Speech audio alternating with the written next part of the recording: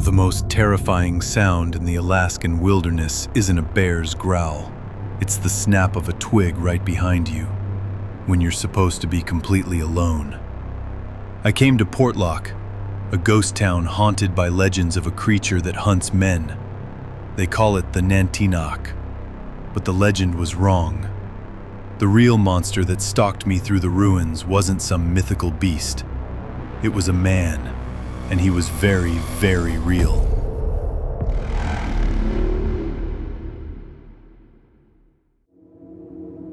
I'd always been drawn to the decay of forgotten places. Portlock seemed perfect, a salmon cannery town on the southern Kenai Peninsula, abandoned by the 1950s.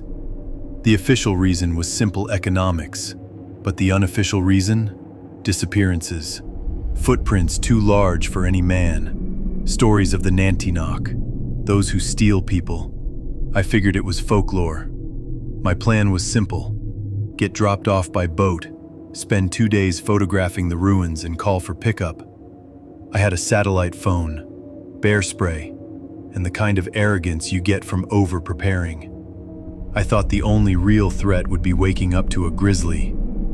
The boat left me standing on a beach lined with driftwood, and the world went silent.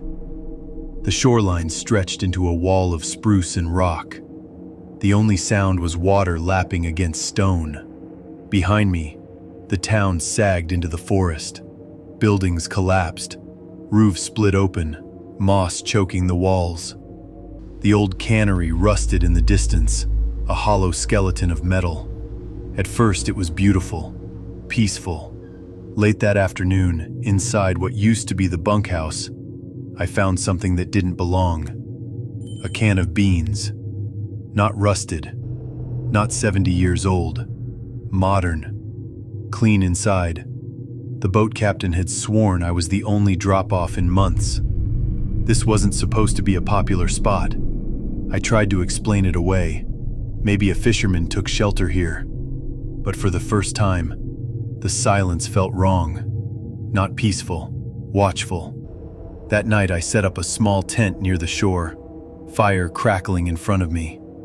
I sat against a log, bear spray at my side, trying to convince myself I was paranoid. Then I heard it.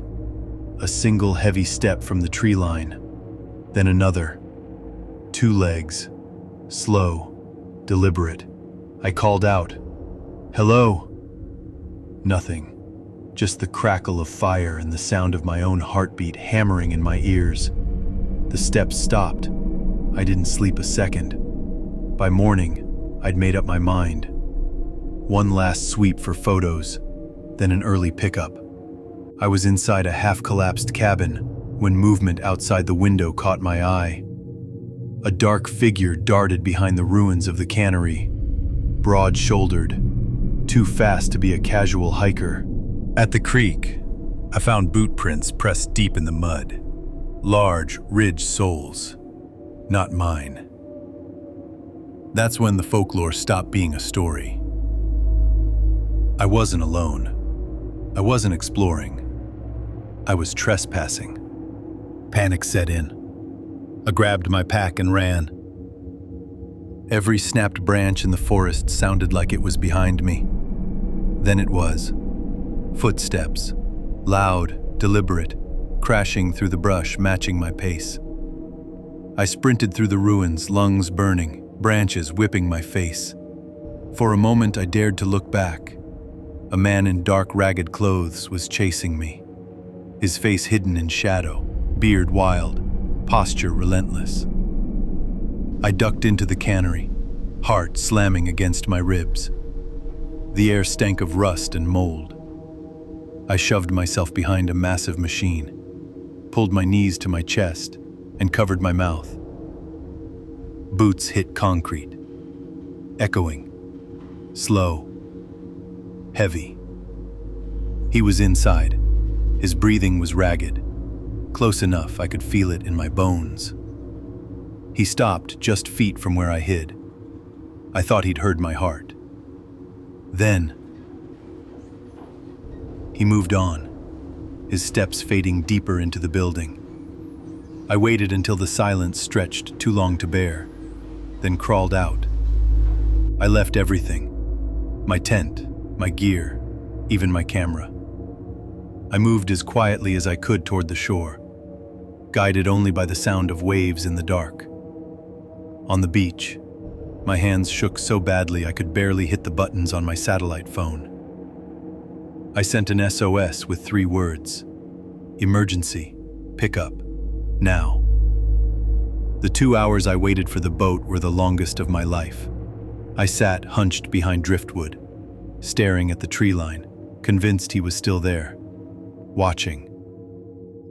From the safety of the boat, wrapped in a blanket, I watched Portlock disappear into the mist.